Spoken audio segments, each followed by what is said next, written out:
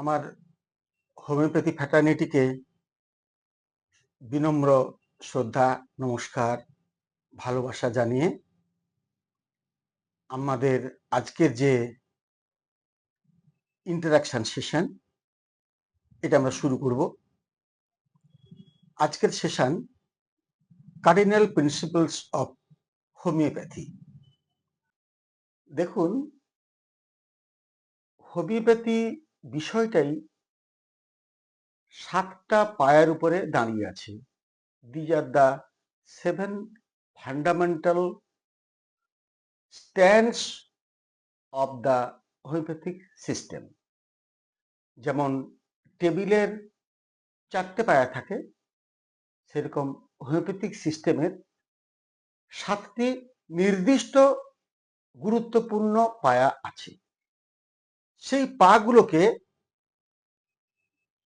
আমরা খুব গুরুত্ব সহকারে আলোচনা করব, আমরা বুঝব এবং এই যে ফান্ডামেন্টাল ট্রুথটাকে জেনে আমরা কিন্তু আমাদের চিকিৎসার পথে শক্তপোক্তভাবে এগোতে পারবো। এটা বাদ দিয়ে সিমটম মুখস্থ করে কিন্তু লাভ হবে না। তো হ্যানিম্যান যে কার্ডিনাল প্রিন্সিপালস গুলো রেখে দিয়ে গেছেন আমাদের জন্য, সেটি সাকুল্যের 3টে প্রিন্সিপাল, 2টো ডক্ট্রিন এবং 2টো থিওরি। তার সঙ্গে আমরা ডক্টর হেরিং এর ল অফ কিওরটাকে অ্যাড করে নিয়েছি। তাহলে প্রথম আসুন আমরা জেনে নিই যে সেই কার্ডিনাল প্রিন্সিপালস গুলো কি। প্রথম হচ্ছে ল অফ সিমিলিয়া। আমরা অর্গানো মেডিসিনের 21 থেকে 27 যে অ্যাফোরিজম, সেখানে যদি আমরা একটু খুঁটিয়ে দেখি তাহলে এর বিস্তৃত ব্যাখ্যাটা পেয়ে যাব। দ্বিতীয়, ল অফ সিমপ্লেক্স। তৃতীয়, ল অফ মিনিমাম। এই 3টে ল। এবারে 2টো ডক্ট্রিন আছে, ডক্ট্রিন অফ ড্রাগ প্রুভিং এবং ডক্ট্রিন অফ ড্রাগ ডাইনামাইজেশন। এরপর আছে 2টো থিওরি। সেই 2টো থিওরি হচ্ছে থিওরি অফ ক্রনিক ডিজিজ এবং থিওরি অফ ভাইটাল ফোর্স। চলুন আমরা প্রথমটা আলোচনা করি। প্রথম cardinal principles, that is law of similia. Law of similia বলছে যে 2টো একই রকম দেখতে জিনিস একে অপরের পরিপূরক হয়। একটা জিনিস নয়, কিন্তু জিনিস কিন্তু 2টো। সমঃ সমং সময়তি। তাহলে একটা সিমিলার জিনিস অন্য একটা সিমিলার জিনিসের সঙ্গে লড়াই করবে, আলটিমেটলি সে জিতবে। তাহলে প্রথম সিমিলারটা কি? প্রথম সিমিলারিটি হচ্ছে আমাদের ডিজিজের যে লক্ষণ। দ্বিতীয় সিমিলারিটি কোনটা? আমাদের প্রুভড যে ওষুধ তার যে লক্ষণ।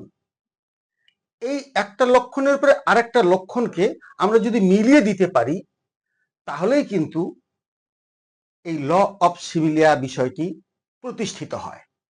মনে রাখতে হবে, একটা জিনিস কিন্তু নয়, 2টো পৃথক জিনিস যাদের চরিত্রটা অনেকাংশে এক। একটা ওষুধ, একটা অসুখ। মূল কথা ল অফ সিমিলিয়ার এটাই। ল অফ সিমপ্লেক্স সেটা কি? সেটা হচ্ছে একটাই ওষুধ একটা পেশেন্টের একটা সময়ের জন্য নির্ধারিত করা হবে। এই জায়গাটাতে বড় কন্ট্রোভার্সি আছে আমাদের জগতে, জানেন তো। কোনো ডাক্তারবাবু 3টে ওষুধ দেন, কোনো ডাক্তারবাবু একটা ওষুধ দেন, কোনো ডাক্তারবাবু একটা হোমিওপ্যাথিক ওষুধ তার সঙ্গে একটা বায়োকেমিক ওষুধ দেন। এই কন্ট্রোভার্সির জায়গা কিন্তু হোমিওপ্যাথি জগতে নেই। যে কথাটা হ্যানিম্যান খুব স্পষ্ট করে বলছেন, one medicine in one time, এই কথাটা কিন্তু একটা অ্যাফোরিজমে 3 বার করে বলেছেন। একটা মাথা ব্যথার জন্য একটা বেলেডোনা ওষুধ সেই মুহূর্তের জন্য চলবে, মানে এই নয় যে মাথা ব্যথাটা শেষ হওয়া পর্যন্ত 3 বছরে আমরা বেলেডোনা বাইরে যেতে পারবো না, এটা কিন্তু নয়। অ্যাকুট ডিজিজে ভেরি ফ্রিকোয়েন্টলি ওষুধ চেঞ্জ করতে হয় according to the situation of the patient. এটা নয় যে বেলেডোনা 1 ফোঁটা, তার সঙ্গে জেলসিবাম 1 ফোঁটা, তার সঙ্গে ব্রাইনো 1 ফোঁটা, 3টা ডোজ 3টে ওষুধের একসঙ্গে মিশিয়ে জলে গুলে একটা পেশেন্টকে খাইয়ে দিলাম। এটা নৈব নৈবচ, এর নাম হোমিওপ্যাথি নয়। দেখুন, কেন্টের খুব মানে প্রিয় এক শিষ্য ছিল, সেটা হচ্ছে Grummer. Doctor Grummer doctor James Tyler কেন্টকে জিজ্ঞেস করছেন যে স্যার, আমরা কি সারা জীবন একটা পেশেন্টের জন্য একটা ওষুধই ব্যবহার করতে পারবো? ডক্টর কেন্ট হেসে হেসে বললেন যে আমি এটা কখনোই বলিনি। We must use different medicines with the different potencies according to the necessity of the patient. এটা কিন্তু চরম সত্য, এই জায়গাটা সবার কাছে খুব পরিষ্কার হয়ে যাওয়া উচিত। এটা গেল ল অফ সিমপ্লেক্স সম্বন্ধে মোটামুটি 2-4 কথা। দেখুন, বিশদ ব্যাখ্যা অনেকটাই করা যেতে পারে, সেইটার সুযোগ অবকাশ সবসময় থাকে না। পরবর্তী যেটা, সেটা হচ্ছে ল অফ মিনিমাম। হোমিওপ্যাথি জগতে একটা কথা খুব বহুল প্রচারিত, কি সিঙ্গল মেডিসিন মিনিমাম ডোজ। সেই ডোজটা কতটা? সেটা 5 ফোঁটা, নাকি 5 চামচ, নাকি 5টা গ্লোবিউল, নাকি একটা গ্লোবিউল, নাকি আরো অন্য কিছু?